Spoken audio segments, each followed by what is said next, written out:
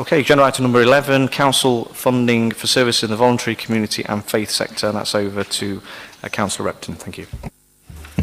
Yes, Chair, I'm very both saddened and angry to being forced by the government cuts to bring these recommendations to the council. I never thought I'd see the day where a central government would force such draconian cuts on us, and we've been subcontracted the responsibility for enacting them.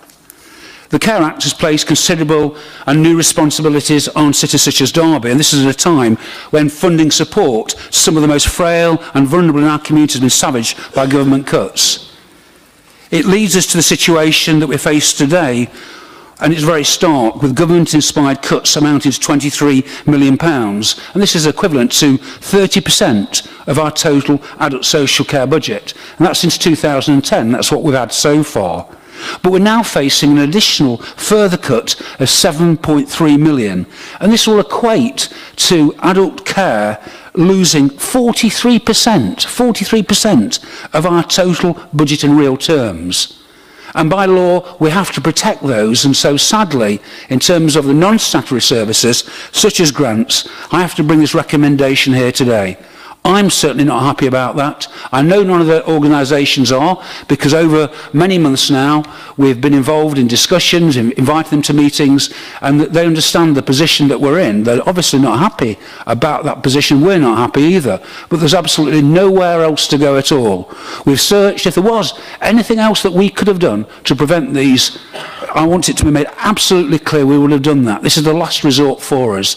And so it's with a very heavy heart that I'm here today recommending this because of those government cuts that we face. Thank you, Chair. Councillor Jones, please. Thank you, Chair. It does say in the report that the Cabinet member and the Council are proposing to take mitigating measures. Could the Cabinet member explain what some of those might be? And it's come to my attention that I don't want to name the group because I don't want to pick on any one particular group, but there are some groups out there that might be able to get funding perhaps later on in this next financial year, and yet we're taking their funds away from them probably from about May, June time. So what can we do to help those sorts of organisations? And when I was looking through the paperwork, I was very sad to note that while some people or some groups are a bit protected because they've got, I'll call it the health funding, other groups have got no other funding streams. So what are we going to do to help those find other funding streams? I accept we are where we are at the moment, and it is a sad day.